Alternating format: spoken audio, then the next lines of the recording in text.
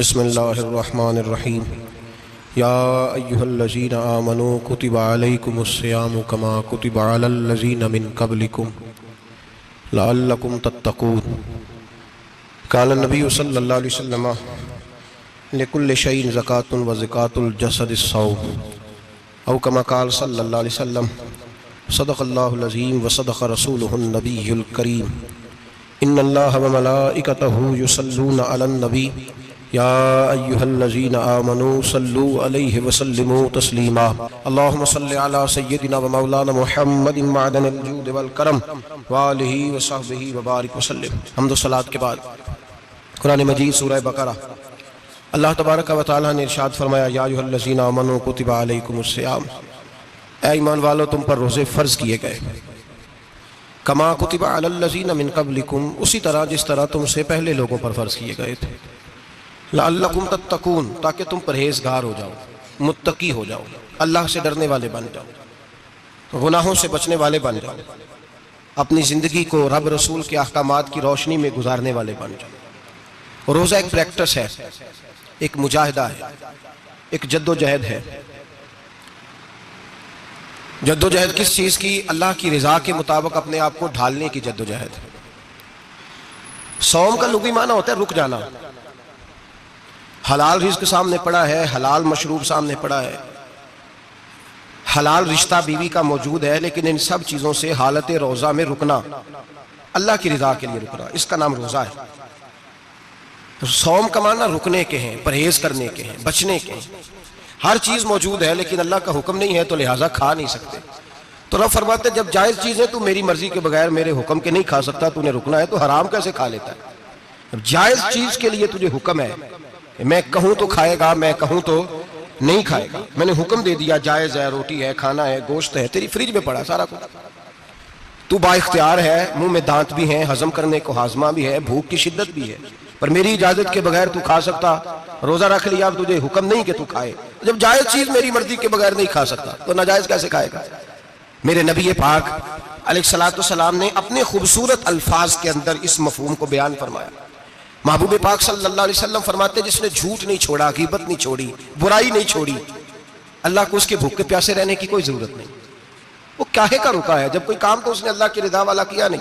रोजा रख के दगा कर रहा है, रोजा रख के झूठ बोल रहा है, रोजा रख के कम माप रहा है, तोल रहा है, धोखा दे रहा है, रिश्वत ले रहा है, फ्रॉड कर रहा है, हराम का माल इकट्ठा करके कहता है उसमें से चलो 10 देगे भी पका देंगे। वो भाई जो काम अल्लाह ने तुझे करने को हुक्म दिया था, जब तू वो बजा ही नहीं लाया, मकसद रोजा ही तू हासिल, लअल्लकुम तत्तकून। रोजे का मकसद ये है कि तू परहेजगार हो जाए।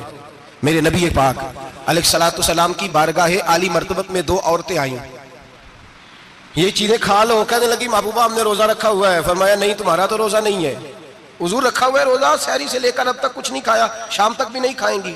महबूब ने फरमाया, जरा कह तो करो, उल्टी तो करो। कह की तो उनके हलक से खून भी निकला और गोश्त के लोथड़े भी निकले, खोटियां भी निकली। नबी पाक ने फरमाया, वहां बैठ के तुमने अपने जानने वालों की गीबत नहीं की, चुगली नहीं खाई? खामोश हो गई, गर्दनें झुक गई। नबी पाक ने फरमाया, तुमने कुरान नहीं पढ़ा कि जो अपने भाई की गीबत करता है वो मुर्दा भाई का गोश्त खाता है? तो गोश्त खा के भी तुम्हारा रोजा रह गया। किस तरह का रोजा है कि साहब रोजा रख के ना रखने वालों पे तनकीद कर रहे हैं। तरावियां पढ़ के निकले हैं तो कहते हैं मैं अकेला ही नेक हूं, बाकी तो मोहल्ले में कोई पढ़ता ही नहीं। ये कैसा तेरा रोजा है कि तू रोजा रख के तो उसके मकसद को नहीं समझा? लअल्लकुम तत्तकून। रोजादार तो वो है कि रोजा रखा हुआ है, खाने भी से रुका है, पीने से भी रुका है, अमले ज़ौजिय्या से भी रुका है, फिर वो झूठ से भी रुके, गीबत से भी रुके, बदनिगाही से भी रुके, हराम खारी से भी रुके सारी चीजों से। ये बतलाइए कि रोजे की हालत में अपनी बीवी के पास जाना मना है तो गैर महरम को देखना जायज है? हमारे टीवी पे मैंने पहले भी कहा था कि हम ठेकेदार और जिम्मेदार नहीं है मजहब के। यहाँ हमारे आने से पहले भी कोई बैठा था, हम मरेंगे तो यहाँ हमसे बड़े बड़े नेक लोग बैठेंगे, कोई बंदा जिम्मेदार नहीं है। बड़े बड़े कज कुला साहिब जुब्बा और दस्तार, बड़े बड़े साहिब बसीरत, आइमा, फुकहा, उलमा, ज़ुआमा, नुक़बा, सूफिया, औलिया, गौस, कुतुब, अब्दाल, औताद, कुतुबुल अक़ताब, जाने कौन कौन आए, उलमा आए, मुफस्सिरीन आए, मुहद्दिसीन आए, गुजर गए।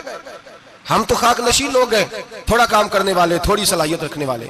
लेकिन भाई अगर करते हैं तो एक काम करते हैं, साथ दूसरा नहीं करते। ये किस तरह का दीन सिखाने लोग निकले? कि शव्वाल से लेकर शाबान तक गाना सुनाया जाएगा, शाबान से लेकर शव्वाल तक नाच गाना किया जाएगा, शव्वाल से लेकर शाबान तक धमा चौकड़ी होगी, रमजान आएगा तो हदीसें सुनाई जाएंगी, रमजान आएगा तो लोगों को कुरान पढ़ के सुनाया जाएगा। ये मजहब बाज नहीं है कि गवैये मजहब सिखाएंगे, एक्टर मजहब सिखाएंगे। ये मजहब बाज नहीं है कि एक गिलास के अंदर पहले शराब पी लो, फिर उसी गिलास में रमजान आए तो शहद बांटना शुरू कर दो। ये बाज नहीं, ये मेरे रसूलुल्लाह का मजहब है। अगर तुम्हें शौक है दीन सीखने सिखाने का, यकम रमजान को तौबा करो और कहो कि हम टीवी पे बैठ के हदीसें सुनाएंगे, तो सारा साल सुनाएंगे। और जिस जुबान से हदीस निकलेगी फिर उससे कभी गंदा गाना नहीं निकलेगा, फिर कभी नाच गाना नहीं होगा। ये कौन सा मजहब है जो बीवियां सिखा रही हैं? ये कौन सा दीन है जो औरतें सिखा रही हैं? मेरे रसूल पाक सल्लल्लाहु ताला अलैहि वसल्लम का वो मजहब है कि मेरे आला हजरत फाजिल बरेलवी रहमतुल्लाह अलैह ने फरमाया, मर्द के लिए जायज नहीं कि वो औरत की जुबान से मिलाद भी सुने, नात भी सुने। मर्द के लिए जायज नहीं, मर्द को मर्द सिखाएगा, औरत सिखाएगी तो औरतों को सिखाएगी। बेशक आप सवेरे फतवा दीजिए कि छोटी सी मस्जिद में बैठ के, छोटे से कोने में बैठ के छोटा सा मौलवी, और वहां तो इतने इतने बड़े मुफ्ती टीवी पे बैठे हुए, वो गलत है तो सही है, कैसे हो गए? सुनो, मेरे नबी पाक अलैहिस्सलातु वस्सलाम के मजहब का हुस्न ये है कि इस्लाम कहता है एक नजर बीबी को देखा किसी ने गलती से तो माफी हो जाएगी, दूसरी नजर शहवत से देखा तो हराम है उसके लिए। वो पाकिस्तान का मौलवी हो या सऊदी अरब का शाह हो, किसी के लिए औरतों के बीच फिरना उठना बैठना जायज है? मेरे नबी पाक सल्लल्लाहु ताला अलैहि वसल्लम ने फरमाया, मैं औरतों से मुसाफा करने नहीं आया। और मेरे नबी पाक सल्लल्लाहु अलैहि वसल्लम ने फरमाया, हुजूर फरमाते, लेकिन ना कुत्ता बिल्कुल नापाक नहीं होता, कुत्ते का थूक नापाक होता है, या कुत्ता गीला हो जाए तो नापाक होता है, लेकिन खिंजीर सारा नापाक होता है, कुल नापाक है खिंजीर। नबी पाक ने फरमाया, खिंजीर भी हो और गंद में लिथड़ा हुआ भी हो, पेशाब में लिथड़ा हुआ हो, गोबर में लिथड़ा हुआ हो, पखाने और फुजले में लिथड़ा हुआ खिंजीर खिंजीर हो, उसका जिस्म तेरे साथ टकरा जाए तो इतना बुरा नहीं जितना गैर महरम औरत का वजूद तेरे साथ टकरा जाए तो बुरा है। इस हद तक मेरे नबी पाक सल्लल्लाहु, और गुंबद के मामले में फतवा देने वाले, या रसूल अल्लाह कहने पर कुफर का फतवा देने वाले और बड़ी बड़ी बातें करने वाले खामोश क्यों हो गए? या अय्युहल्लज़ीना आमनू ला तत्तखिदुल यहूद वन नसारा औलिया। रब फरमाता है यहूदियों और ईसाइयों को दोस्त ना बनाओ, ये तुम्हारे दोस्त हो सकते, ये तुम्हारे सज्जन हो सकते। जब अर्श का मालिक कह रहा है सज्जन नहीं हो सकते, तो तू दोस्ती की बात कैसे बढ़ा रहा है? या रसूल अल्लाह हमारे सज्जन कौन हो सकते हैं? फरमाया तुम्हारा दोस्त वो हो सकता है जो मोहम्मद अरबी का गुलामी करने वाला हो, जो रसूलुल्लाह की नौकरी करना हो, दोस्त होगा। दूसरा दोस्त हो सकता कोई एक्टर मजहब नहीं सिखाएगा, कोई गवैया मजहब नहीं सिखाएगा। हजरत जनाब सैयदना जुनैद बगदादी, बगदाद के पीर से किसी ने पूछा था आज से 1100-1200 साल पहले, वो तो जमाना वैसे नेकी और परहेजगारी का था, कहा बाबा जी मर्द और औरत नेक हो, बगैर पर्दे के, बगैर हिजाब के, बगैर दीवार के बैठकर एक दूसरे को दीन सिखा सकते हैं? हजरत साहब बताइए, मर्द और औरत नेक हो तो बगैर पर्दे और हिजाब के एक दूसरे को दीन सिखा सकते हैं? तो हजरत जुनैद बगदादी फरमाने लगे, सिखाने वाला हसन बसरी हो और सीखने वाली राबिया बसरी हो तो फिर भी बगैर पर्दे के बैठने की इजाजत नहीं। तो मुफ्ती साहब को इजाजत किसने दी? मौलाना साहब को इजाजत किसने दी? बड़ा वो नहीं होता जो टीवी पे ज्यादा आता है, बड़ा वो होता है जो रसूलुल्लाह के दीन पे अमल ज्यादा करता है। हजरत अब्दुल्लाह इब्न मसूद रदी अल्लाह ताला अन्हु फरमाते, ज्यादा बातें करने वाला आलिम नहीं होता। हुजूर फिर आलिम कौन होता है? फरमाया पढ़ो कुरान, इन्नमा यख्शल्लाह मिन इबादिहिल उलमा। फरमाया बड़ा आलिम वो होता है जो अल्लाह से ज्यादा डरता है। इसलिए कि रब फरमाता है मेरे बंदों में से जो आलिम वो है जो अल्लाह से ज्यादा डरते हैं, खौफ रखते हैं। तो मेरे भाई रमजान मुबारक में बचना है, परहेज का वक्त है, तो कोई शख्स भी कोई शो ना देखे, मेरी मिन्नत है आप हज़रात, कोई शो ना देखे। औरत का तो पर्दा है, तो हमें तो तमाशे पे लगा दिया गया, अजीब किस्म के एक्टर आ गए और मजहब सिखा रहे हैं। मेरी अपील है आपसे कि शहरी इफ्तारी के वक्त टेलीविजन बंद रखें। क्या चीज खोल के रखें? या कुरान खोल के रखें या रसूलुल्लाह का फरमान खोल के रखें। अल्लाह रसूल की तरफ तवज्जो रखें, वो सीखने सिखाने का वक्त है। छोड़े गवैयों से दीन सीखा जाएगा, आप हमें कोई शिकवा नहीं है। पक्की तौबा करें, सवेरे आए आके दीन सिखाएं। और मैं उनसे भी अपील करूंगा कि आओ दीन सिखाओ। हजरत फुज़ैल बिन इयास फरमाते हैं मैं डाकू था, कभी कभी छुप छुपा के जुमा पढ़ा करता था, फिर मैंने तौबा की तो सच्ची तौबा की, फिर मैंने तौबा की तो रब को राजी करने वाली तौबा की, फिर मैंने तौबा की तो छोड़ी हर शय, गरीबों का लूटा हुआ माल वापस किया, जिसके पैसे न दे सका उसके घर में जाके उसकी भैंसों को चारा डाला, उसके ऊंटों की खिदमत की, मैंने कर्जे चुकाए। फरमाया मैं सच्ची तौबा करके मस्जिद आया, जिस खतीब के पीछे मैं जुमा पढ़ा करता था वो मेरे हाथे बैठ करके मुरीद हो गया। अल्लाह तबारक व तआला ने अपने बंदों के दिल मेरी तरफ फेर दिए, फिर तुम्हें उसमें इनाम देने की जरूरत नहीं पड़ेगी। फिर तुम कुटिया नशीन बन के भी दीन फैलाओगे तो अल्लाह उसमें तासीर पैदा फरमा देगा। तो रोजे का माना रुकना है। रोजे का माना बोलिए, रोजे का माना रुकना। किससे? झूठ से, गीबत से, बदी से, बदनिगाही, खाने पीने।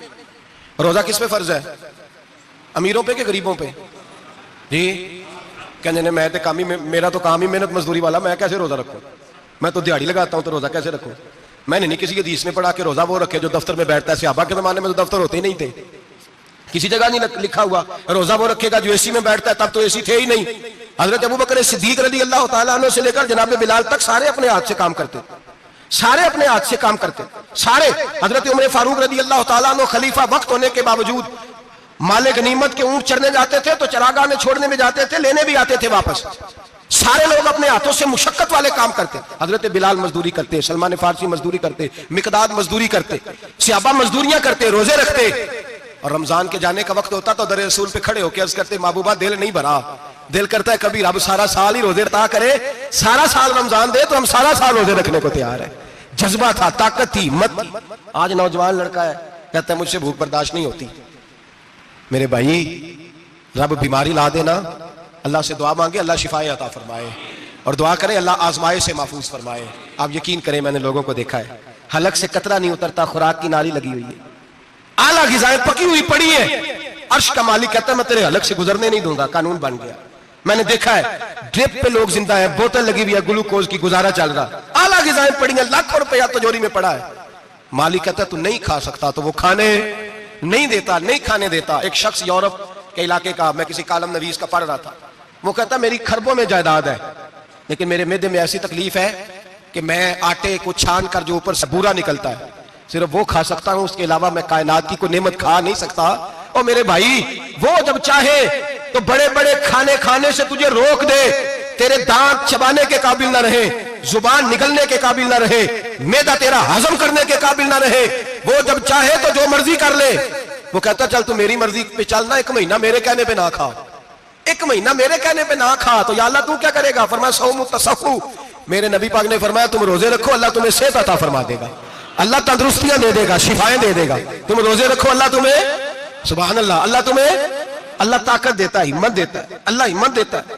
मैंने देखा है, मैंने बुजुर्गों को देखा है, ज़ईफ लोगों को देखा है, कमजोर लोगों को देखा है, मैंने देखा है रोजे रखते हुए, मजदूरों को देखा है रोजे रखते हुए।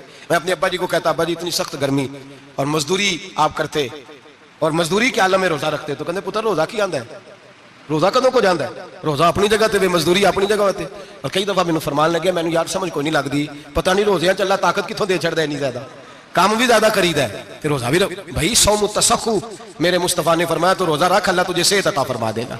रब ताला तुझे, यहाँ होटल खुले हुए हैं, यहाँ अजीब हालात है, होटल खुले हुए हैं, लोग बहाने ढूंढते फिरते हैं, कहते हैं कट लग गया था, जरा थोड़ा सा खून निकल आया, सनी प्लास लगाई है तो रोजा नहीं रखा, ये जरा मुझे थोड़ी दिक्कत हो गया तो मैंने रोजा नहीं रखा, खांसी लग गई है तो रोजा नहीं रखा। ओ खुदा के बंदे, रोजा तो नेमत है। और सुभान अल्लाह, मेरे नबी पाक ने फरमाया लिकुल्ल शैइन ज़कात व ज़कातुल जसद सौम, फरमाया हर शय की ज़कात होती है, वजूद की ज़कात रोजा है।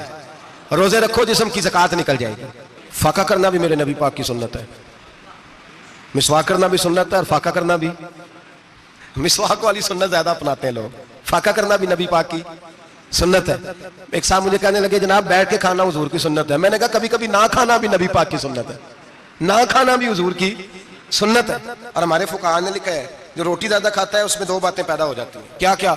एक बोलता ज्यादा है, दूसरा सोता ज्यादा है, गाफिल हो जाता है।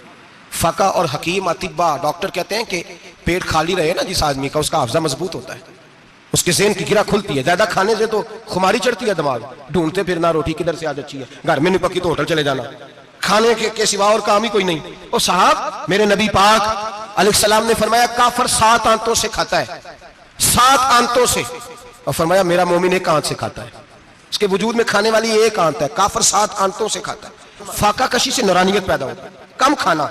लेकिन ना नबी पाक सल्लल्लाहु अलैहि वसल्लम ने अल्लाह से फाका मांग के लिया है, या अल्लाह 1 वक्त रोटी दे, 1 वक्त का फाका दे, मांग के लिया नबी पाक मांग के। हजरत अबू हुरैरा रज़ी अल्लाह ताला अन्हु फरमाते हैं भूख ज्यादा लगती थी ना जब मुझे, तो मैं हजरत उमर से, अबू बकर से, उस्मान, मौला अली से कोई मसला पूछ लेता था, और जब मैं मसला पूछता था तो वो मुझे रोटी खिला देते थे। जब मैं उनसे मसला पूछता तो वो मुझे, हजरत अबू हुरैरा फरमाते हैं मुझे भूख लगी, मैं हजरत उमर के पास गया, उनसे मसला पूछा। उनका रिवाज था जब मैं मसला पूछता तो पहले रोटी खिलाते। हमारे बुजुर्ग ये फरमाते हैं कि खाने खिला के दीन पढ़ाओ, सिर्फ तुम्हारा कुतुब खाना नहीं खुला होना चाहिए, तुम्हारा दस्तरखान भी खुला होना चाहिए। किसी ने नबी पाक सल्लल्लाहु अलैहि वसल्लम से पूछा था बेहतरीन मुसलमान कौन है? हुजूर ने फरमाया जो सलाम लेने में पहल करे और रोटी ज्यादा खिलाए, जो रोटी हर वक्त फिक्र करे आ यार तो रोटी खा ले, रोटी खाने की तरफ तवज्जो दिलाए। खिलाना सुन्नत है, ज्यादा खाना इसमें भी फर्क रखें। तो नबी पाक सल्लल्लाहु अलैहि वसल्लम के सहाबी हजरत अबू हुरैरा रज़ी अल्लाह तआला अन्हु फरमाते हैं मैंने हजरत उमर से मसला पूछा, मैंने कहा हुजूर मसला बताएं, तो कहते पहले उनकी आदत थी जब मैं मसला पूछता तो रोटी भी खिलाते, आज उन्होंने मसला ही बताया है, रोटी कोई नहीं खिलाई। तो मुझे कहने लगे अबू हुरैरा तू सोचता होगा रोटी नहीं इसने पूछी, तूने कब से खाना नहीं खाया? मैंने कहा सुबह से। तो जनाब उमर कहने लगे मैंने कल सुबह से नहीं खाया।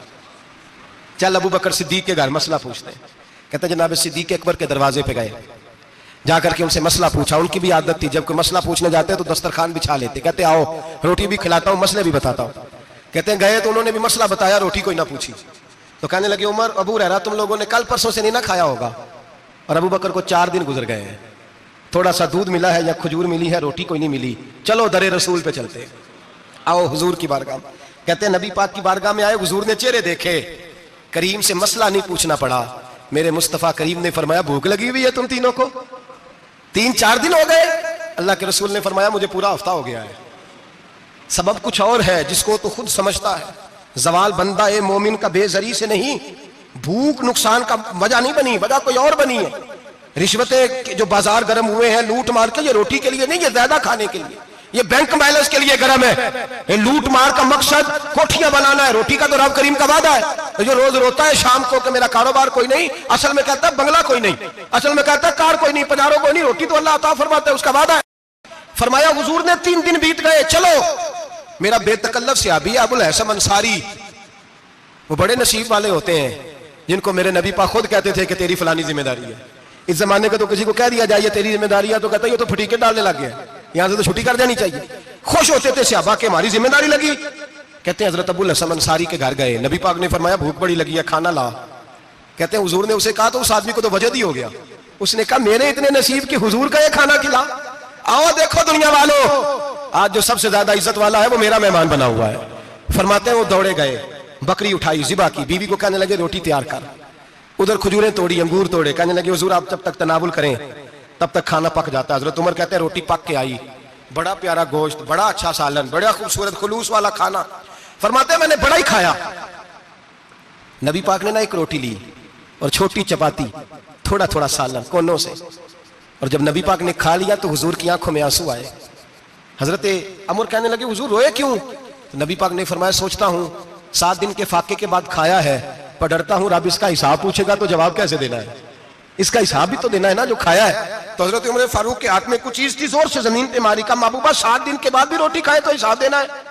नबी पाक फरमाने लगे उमर वो मालिक है ना, तो जब देता है तो हिसाब नहीं ले सकता, हिसाब तो देना है, हिसाब तो देना है, तैयारी रखो। सहाबाए किराम फरमाते हमने इरादा किया कि आज के बाद हम फिर फाके करेंगे, कम खाएंगे, इसलिए कि हिसाब देना। मेरे भाई वो फाका कशी करते थे, डरते थे। यहाँ तो लोग खा के बीमार है, खाते जा रहे हैं, सोते जा रहे हैं, खाते जा रहे हैं, सोते जा रहे हैं। ये भी वक्त आएगा रमजान शरीफ का, सवेरे दर्स पे आओ कहते नींद बड़ी आती है, सवेरे 2 सिपारे पढ़ के सोया करो कहते साहब नींद बड़ी आती है। फजर के बाद ही तो वक्त होता है अल्लाह अल्लाह करने का, शहरी का, खाते जा रहे हैं, सोते। लोग जमात से नमाज नहीं पढ़ते, सो जाते, जमात का सवाब छोड़ के सो जाएंगे। भाई रमजान मुबारक में फाका कशी की ट्रेनिंग होती है, फाका कशी की तरबियत ले, रमजान में रोके अपने आप को, तरबियत होगी।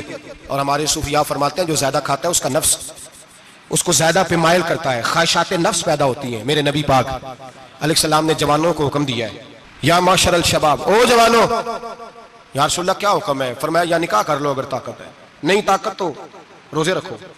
हुजूर रोजे से क्या होगा? फरमाया तुम्हारा नफ्स कुचला जाएगा, शैतान वसवसा अंदोजी नहीं करेगा। आज नौजवान बढ़ बढ़ के खाता है, बहुत ज्यादा खाता है, कभी इस होटल से खाता है, कभी उस होटल से खाता है। इतना ज्यादा खाएंगे तो नफसानी कुव्वतें उछल करके आएंगी, मुश्किल हो जाएगा। शादियां देर से होती हैं, माँ बाप आके बंद करके बैठे हुए हैं। अगर माँ बाप की जिम्मेदारी हो और माँ बाप निकाह ना करे तो नबी पाक ने फरमाया बच्चे गुनाह करेंगे तो जितना गुनाह बच्चे को उतना बाप को भी होगा।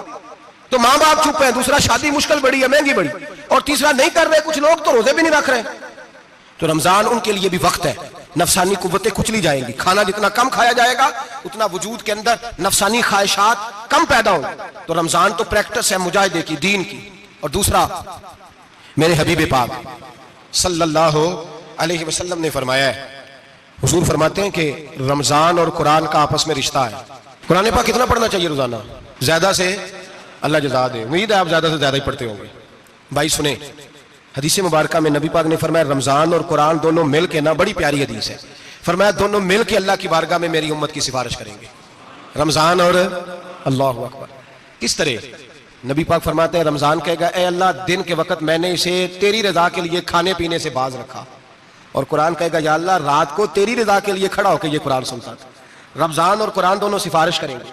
हम ना बड़ा कुछ पढ़ते हैं, सुनते हैं, सीखते हैं। अब यकीन करें, ये खाते भाई का भाई से इख्तलाफ हो जाए ना तो वो 30 साल पुराने खाते खोल के ले आता है, सारी रात ढूंढता है कि मेरे पैसे कहां से निकलते हैं, पढ़ लेता है। कुरान पाक की बारी आती है तो नहीं पढ़ते कुरान पाक। अब्बा जी का खत्म होता है तो मांगते फिरते हैं, कहते 2 कुरान पाक 10 कुरान पाक। ये बातें बतानी नहीं चाहिए, करनी नहीं चाहिए, लेकिन चूंकि तरबियत के लिए बैठा हूं तो कर देता हूं। मेरे शागिर्दों से पूछें, यहाँ मदरसा है अल्हम्दुलिल्लाह, दर्जनों तलबा है, असातिज़ा है, मेरे पीर भाई हैं, और मेरा ये दावा है कि शायद कोई किसी से इतना प्यार करता हो जितने मेरे शागिर्द और मुरीद मुझसे करते हैं। लेकिन मैंने कभी किसी से नहीं कहा कि जरा सूरत फातिहा पढ़ के देना, मैंने अपने अब्बा जी को सवाब देना है। पूछ लें किसी से नहीं कभी कहा, कभी नहीं मैंने कहा कि जरा मुझे थोड़ा सा कुरान पढ़ दें। मैं इसको नाजायज नहीं कहता, पढ़वाना चाहिए, लेकिन मैं अपने वालिदैन के लिए कभी सवाल नहीं करता कि मुझे जरा पढ़ के दो, मैंने बख्शना है, इसलिए कि मैंने जाती तौर पर रूटीन बनाई है। मैं समझता हूं कि कायनात के अंदर मेरे ऊपर जिन लोगों ने एहसान किए उनमें सबसे ज्यादा हिस्सा मेरे माँ बाप का है।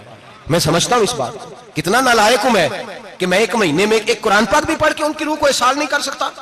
मेरा ये तरीका है जाती, मैं कदगन नहीं लगाता, मेरा जाती तरीका ये, अल्हम्द से शुरू करो और 2 सूरतें छोड़ के कुरान पाक खत्म कर दो आखिरी, और फिर फलक और नास सूरतें साथ ले जाओ। यहां बैठ के साले सवाब नहीं करना, खत्म नहीं दिलाना, साथ ले जाओ, कब्र पे खड़े हो जाओ और फलक और नास सूरतें कब्र पे बैठ के तिलावत करो। और जो कुरान मजीद पढ़ा है उनकी रूह को वहां साल करो। और भाई औलाद जब माँ बाप के लिए पढ़ती है तो उसे कहना नहीं पड़ता अल्लाह बख्श दे, इसलिए कि औलाद की नेकियां खुद ब खुद माँ बाप के खाते में जमा होती हैं, खुद नेकियां जमा होती हैं। मेरे भाई तू बच्चों से ये तो मुतालबा करता है कि बेटा इस साल रमजान मुबारक में मेरे लिए सत्तू जरूर बनाना, फलानी चटनी जरूर तैयार करना, ये क्यों नहीं कहता बीवी से कि डिशे कम बनाना, तू भी बैठ के कुरान पाक पढ़, मैं भी कुरान पाक पढ़ता हूँ। इधर आओ बेटा, यहाँ बैठ के तिलावत करो, मैं भी करता हूँ। बेटी इधर आओ, बैठ के कुरान पाक पढ़ो। कितना वक्त लगता है? हाफिज और कारी और उलमा अगर पढ़े तो 20-25 मिनट लगते हैं कुरान पाक का सिपारा पढ़ने, और अटक अटक के पढ़ने वाला भी पढ़े तो 1 घंटा लग जाएगा। और मेरे नबी पाक सल्लल्लाहु अलैहि वसल्लम ने फरमाया जो कुरान पढ़ते हुए अटकता है अल्लाह उसे डबल सवाब अता फरमाता है। फरमाया जो जुबानी पढ़े सिंगल सवाब, जो देख के पढ़े उसे डबल सवाब। हुजूर क्यों? फरमाया इसलिए कि मेरा कुरान देखने पे भी अल्लाह सवाब अता फरमाता है, कुरान देखने पे भी अल्लाह सवाब देता है, देखने का भी सवाब। रमजान शरीफ में कुरान पाक पढ़े, खोल के पढ़े। और मेरे भाई अगर तेरा बच्चा पढ़े, अगर तेरी बेटी पढ़े, कायनात का खुशनसीब बाप वो है कि बेटा कुरान पढ़े, चाहे नाजरा ही पढ़े, जिसकी बेटी पढ़े। जिंदगी में इन्हें इस काम पे लगा जाओ, मरने के बाद भी पढ़ेंगे। इमाम जलालुद्दीन सुयूती शाफई रहमतुल्लाह अलैह फरमाते हजरत ईसा कब्र के पास से गुजरे, कब्र पे अजाब हो रहा था, अल्लाह का गजब बरस रहा था, जनाब ईसा इस्तिगफार पढ़ते डरते गुजर गए। थोड़ी देर के बाद, चंद घंटों के बाद गुजरे तो उसी कब्र पे फूल खिले हुए थे, रहमत बरस रही थी। हजरत ईसा अलैहिस्सलाम अर्ज करने लगे मौला तू बेनियाज है, मेरी ताकत नहीं तेरे कामों में बोलने की, पर अभी तो यहाँ अजाब हो रहा था, अभी रहमत बरस रही है। जनाब ईसा कहते हैं आवाज़े खुदाबंदी आई, ईसा बंदा बड़ा गुनाहगार था, पापी था, मुजरम था, खताकार था, लेकिन जब इसका इंतकाल हुआ, इसकी बीवी हामला थी, उसके पेट में बच्चा था, बच्चा इसके इंतकाल के बाद पैदा हुआ। आज वो 4-4.5 साल का हुआ है, मकतब में गया है, मदरसा में गया है, उस्ताद ने बिस्मिल्लाह शरीफ पढ़ाई है, फरमाया उसने तोतली जुबान से कहा है बिस्मिल्लाहिर्रहमानिर्रहीम का ऐसा मुझे बतला। इस जमीन पर वो मासूम जिसे अभी रहमान और रहीम कहना नहीं आता, वो तोतली जुबान से मुझे रहमान और रहीम कहे और मैं उसी जमीन पे उसके बाप को अजाब दूं। फरमाया उसने एक बार रहमान और रहीम कहा है, मैंने उसकी बाप की कब्र को नूर से मामूर फरमा दिया है, नूर से भर दी है कब्र, बरकत से भर दी है। अल्लाह करे मेरे बेटे भी कुरान पढ़े, अल्लाह करे मेरी बेटियां भी कुरान पढ़े, अल्लाह करे हम सब की औलादे कुरान पाक पढ़े। लेकिन ना इमाम आजम अबू हनीफा रमजान में 61 कुरान पाक पढ़ते थे। कितने? 60 थे। एक अल्लाह अकबर, एक कुरान पाक दिन में पढ़ते पूरा, एक रात को पढ़ते, एक तरावी में पढ़ते। 61 कुरान पाक इमाम साहब पढ़ते। आप फरमाते मैंने छोड़ दिए सारे वजीफे, मैं सिर्फ रसूलुल्लाह का कुरान पढ़ता हूँ। रमजान सारा कुरान पाक, सारा रमजान। अब तो आदत ही नहीं रही हमें कुरान पाक की। अगर लोग नाराज ना हो तो महफिल नात होती है तो तिलावतें कितनी होती हैं, और नातें हमने ज़ौक़ ही नहीं बनाया, ज़ौक़ ही नहीं बनाया हमने तिलावत कुरान का, इसलिए कि कुर्रा उलमा फुकरा इनको हम तैयार ही नहीं कर रहे, हम तो एक्टर पाल रहे हैं जो पैसे लेते हैं नात खानी के माज़अल्लाह। और मेरे भाई क्या कुरान मेरे नबी की नात नहीं? हजरत आयशा सिद्दीका रदी अल्लाह ताला अन्हा के पास सहाबा गए, कहने लगे अम्मा जी हमें नबी पाक का इखलाक बतलाएं। तो अम्मा जी कहने लगी जाओ जाके कुरान पाक पढ़ो, काला खुलुकुल कुरान, सारा कुरान मेरे नबी के इखलाक का ही नाम है। ये सारी नात है, ये सारी नात है। इस नात को सुनने लोग क्यों नहीं आते? इतना राश में अपने नात में उतना तरावी पे क्यों नहीं होता? और मिल्लत का जवान याद रखे, बूढ़े तरावियां पढ़ते हैं, ज़ईफ तरावियां पढ़ते हैं, घुटनों में दर्द है तरावियां पढ़ते हैं, बीमार बूढ़े तरावियां पढ़ते हैं। जवान वहां चौक में खड़े, क्या जवानी इसलिए है चौकों में खड़ा हुआ जाए? क्या जवानी इसलिए है कि सऊदी अरब जाने के लिए पासपोर्ट बनाना हो तो 2.5 घंटे खड़ा रहे तू, शनाख्ती कार्ड के दफ्तर तू खड़ा रहे, प्रोटेक्टर के लिए खड़ा रहे, काफिरों के सामने कासा लेसी करने के लिए तू खड़ा रहे, तू नौकरी पे जाए तो सारी रात खड़ा रहे और तू कुरान के लिए खड़ा नहीं होता? मेरे महबूब ने फरमाया मन कामा ईमानन व इहतिसाबन गुफिरा लहु मा तक़द्दम मिन ज़ंबि।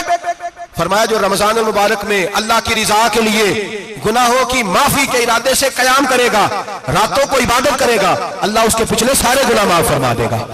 नौजवान इरादा करें, प्रोग्राम बनाएं, इंशाअल्लाह कुरान पढ़ना भी है, कुरान पढ़वाना भी है, सुनना भी है और इंशाअल्लाह बोलिए सुनना भी है और पढ़ना भी है और पढ़ाना भी। हिम्मत करें, दलेरी करें, आके खड़े तो हो, अल्लाह तौफीक अता करेगा।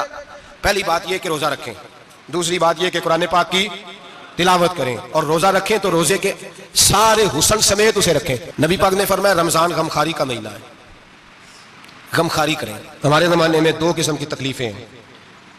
एक तो गरीब आदमी, उसका हाल यह है कि वो मांगते ही गुजारा करना चाहता है, उसने हाथ यूं कर लिया है तो अब उसका यूं होने को तैयार नहीं।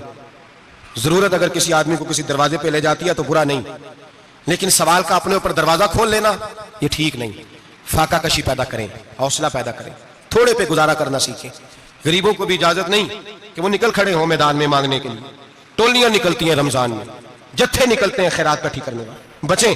मेरे नबी पाक सल्लल्लाहु अलैहि वसल्लम ने फरमाया जिसने बगैर जरूरत के सवाल किया, जब कयामत के दिन आएगा तो उसके चेहरे के ऊपर गोश्त नहीं होगा, सिर्फ ढांचा ही होगा। इतनी भयानक सूरत में आए, बगैर अशद जरूरत के सवाल न कर, कभी सवाल न कर। और अमीरों से गुजारिश है कि रमजान हमदर्दी का महीना है, हमदर्दी करें तो सामने वाले की इज्जत का भी ख्याल करें। ये बात दुरुस्त है कि गरीब सियाना नहीं होता, इसलिए कि जिसकी जेब में पैसे नहीं होते भाई उसे अकल भी नहीं होती। जिसके घर कार नहीं होती उसे चलाने का तरीका, जिसके घर ओवन नहीं होता उसे चलाने का तरीका भी नहीं आता। जिसके घर में चीजें होती हैं उसे चलाना भी आ जाता है। जिधे घर दाने उधे कमले भी उसके सियाने हो जाते हैं। तो चौधरी साहब, सेठ साहब, नवाब साहब आटा तकसीम करते हैं, खड़े होकर फोटो खिंचाते हैं, फेसबुक पे देते हैं, और एक आटे का थैला और 10 अखबारों में फोटो। अल्लाह से डरें, रमजान हमदर्दी का महीना, हमदर्दी का। गरीब को दें तो उसकी इज्जत को रुसवा ना करें। मेरे नबी पाक अलैहिस्सलाम के सहाबी हजरत अब्दुल्ला इब्न उमर रदी अल्लाह ताला अन्हु ढूंढ के लाते थे मिस्कीनों को, ढूंढ के, और जब लाते थे तो अपने दस्तरखान पर बिठाकर अपने साथ अफ्तारी कराया करते। और फिर फरमाया अल्लाह ताला ने लन तनालुल बिर्रा हत्ता तुनफिकू मिम्मा तुहिब्बून, अल्लाह के रास्ते में वो चीज देनी है जो तुम्हें ज्यादा प्यारी हो। कौन सी चीज जो तुम्हें, मैं थोड़ा सा बेबाक हूँ, बाज दोस्तों के साथ, सबके साथ नहीं। एक दोस्त मदरसे में घी देने आए एक दफा, तो वो वाला घी दे गए जो सबसे सस्ता था। तो मैंने कहा मुझे दयानतदारी से बताया आप यही खाते हैं घर में? कहने लगे नहीं। तो मैंने कहा फिर हमने बच्चे मारने के लिए तो नहीं ना रखे हुए, क्या वो वाला घी अल्लाह के रास्ते में प्यारी चीज दे रही है ना, इसलिए गले गले नोट लोग मस्जिद के गले में डाल जाते हैं, फटे हुए डाल जाते हैं, कहते हैं जोड़ देंगे मौलवी साहब। और खुदा के बंदे प्यारी चीज देनी थी तूने, और तूने उसका तर्जुमा उल्ट कर लिया है। समझ ले, रमजानुल मुबारक में किसी गरीब की मदद करनी है तो साथ उसकी इज्जत भी करनी है। नबी पाक अलैहिस्सलाम के दरवाजे पर, जब ये जुमला एक है लेकिन बड़ा कीमती है, सहाबा कहते हैं जब हम दरवाजा रसूल पे जाते थे खैरात भी मिलती थी और इज्जत भी मिलती थी। खुद भीख दे खुद ही कहें मंगते का भला हो, खैरात भी मिलती थी और इज्जत भी मिलती थी। नबी पाक साथ इज्जत भी देते थे, मिस्कीन को गरीब को दें और खैर खाई करें। जूते बेचने वाले जूतों के रेट सस्ते करें, कपड़ा बेचने वाले कपड़े का रेट, दर्जी साहब भी रेट सस्ता करें, दुकानदार भी चीजों का रेट, हकीम साहब पैसे कम लें, डॉक्टर पैसे कम करें, हुकूमत निर्खों में कमी करे, और ये काम इज्तिमाई तौर पे करें। मेरे नबी पाक ने फरमाया रमजान गमखारी का महीना है, इसमें गमखारी करनी है, दूसरे का ख्याल करें, इशार करें, कुर्बानी करें। यहाँ हर चीज का रेट बढ़ जाता है रमजान शरीफ में। हर आदमी कहता है मेरा सीजन आ गया है, तवज्जो बढ़ाएं, ख्याल करें, गमखारी का महीना है। और फिर आप लोगों से यह भी गुजारिश है कि रमजान मुबारक का जब महीना आए तो जिस आदमी के साथ नेकी करनी है वक्त पे करें। किसी गरीब को पैसे देने हैं, कपड़े देने हैं तो यकम रमजान को दें। मैं अक्सर दोस्तों से पूछता हूं, मैं कहता हूं कारी साहब जोड़ा कदों देंदे हो? कहते 7वीं वाले दिन। मैं क्या, मैनू लग गई समझ, तुहाडी साजिश है किधरे सवां के पा ना लवे। एवं मौलवी चौधरी साहब के नाल दे कपड़े पा ले तो कितने लिखे इनू देना 7वीं? तुसीं दसो 7वीं वाले दिन को दर्जी सी के देंदा? ਉਹਨੂੰ 3 ਗੁਣਾ ਵੀ ਪੈਸੇ ਦਈਏ तो कहता ਜਿਹੜੇ बाकी ने उन्होंने नहीं बटन पे लगते मेरे को कितों जोड़ा सीख तो किस दिन देते हो कारी साहब को? क्या मकसद है? पहनने के लिए दे रहे हो या इसलिए दे रहे हो कि ना पहन सके? तो भाई आप जब किसी को कुछ चीज देंगे तो कब देंगे? जब वो इस्तेमाल कर सके। गरीब को लोग फतराना देने जाते हैं ईद से एक दिन पहले, तो क्या करेगा उसका? वो ना तो कपड़े खरीद सका ना रोटी ला सका। बल्कि मेरे हज़रत साहब फरमाते हैं रमजान से पहले दे दो, रमजान की नीयत करके रमजान से 1-2 दिन पहले दे दो, अल्लाह रमजान जितना सवाब ही अता फरमाएगा। रमजान से पहले दो जिसको कुछ है दिन, कबल अज़ वक़्त तैयारी करो। और मेरे किबला साहब फरमाया करते अपने कपड़े बाद में, गरीब के बच्चों के कपड़े पहले, अपने घर की जरूरियात बाद में, गरीबों की जरूरियात। इसलिए कि अल्लाह पाक ने उनका रिज़्क़ भी हमारे घर भेज दिया है। हमारी ड्यूटी लगाई है कि तुमने बांटना, बांटने वाले बनो। और ये ज़हन बनाए कि पता नहीं किसका हिस्सा था जो अल्लाह ने मेरे घर भेजा, ये ज़हन बना के बांट। और जिसको देने जाए, हाँ आपको इजाजत है थोड़ा बहुत पता करने की, लेकिन थोड़ा बहुत तफ्तीश करने की इजाजत, बाल की खाल उतारने की इजाजत। मैंने देखा है लोग गरीबों का इंटरव्यू लेते हैं, तेरा तो फलाना कमाने वाला नहीं, तेरा तो फलां बच्चा। ओ भाई बहुत सारे गरीब ऐसे हैं, बड़े हैं जो कमाने की कोशिश करते हैं लेकिन उनका सबब नहीं बनता। हाँ हाँ है ऐसे लोग जो सऊदी अरब चले गए हैं, कहते हैं तेरा तो फलां बाहर नहीं गया है, गया है, लेकिन सारे सऊदी अरब जाने वाले भी माल कमाने की ताकत नहीं रखते। कई वहां भी बैठ के बेचारे कर्जों में उलझे हुए हैं, वहां वालों के जुल्म का शिकार है, बहुत सारी आजमाइशों में। तू तफ्तीश करता है। मेरे इमाम शाफी का एक जुमला अगर आपको याद रह गया तो बात बन जाएगी। इमाम शाफी रहमतुल्लाह, बल्कि हजरत गौसे आजम जिलानी के पास वो बात आपको ज्यादा फायदा देगी। हजरत गौसे आजम जिलानी को उनका एक मुरीद समझाने लग गया, कहने लगा हजरत जी आप सबको ही देते रहते हैं, हर बंदा मुस्तहिक नहीं होता, जरा टटोल के दिया करें। तो गौसे आजम जिलानी फरमाने लगे भाई मुझे तो लगता है तू भी उन चीजों का मुस्तहिक नहीं था जो अल्लाह ने तुझे अता कर दी है। पहले तो बता तू मुस्तहिक था, तुझे अपनी हैसियत औकात का पता है जो अल्लाह ने तुझे दे दी है? ताकत थी, क्वालिटी थी, तेरे अंदर वो सलाहियत थी, रब ने तो नहीं तेरी तफ्तीश की कि तू काबिल है कि नहीं, तू अल्लाह के बंदों की तफ्तीश करता पड़ता है। इमाम शाफी फरमाया करते, इमाम शाफी फरमाते रब तुझे परख के नहीं देता, टटोल के नहीं देता, रुसवा करके नहीं देता, तू गरीबों के साथ ये सारा जुल्म क्यों करता है? बस पता चल गया वो जरूरतमंद है तो दे, इसलिए कि अजर तुझे गरीब ने नहीं देना, अजर अल्लाह ने देना है। और अल्लाह अजर अमल पे नहीं देता, अल्लाह तो नियत पे अजर अता फरमाता है। तो नियत देख तेरी किस तरह की। तो मेरे भाई गरीब को दे, कबल अज़ वक़्त दे। रमजान मुबारक में चौथा काम, बात आखिरी और चौथा काम सुने, रमजान में दीन सीखें। शैतान कैद होता है ज्यादा से ज्यादा, और जब आदमियों का पेट खाली होता है ना तो ज़हन जो होता है ना वो भी उसका फ्रेश होता है।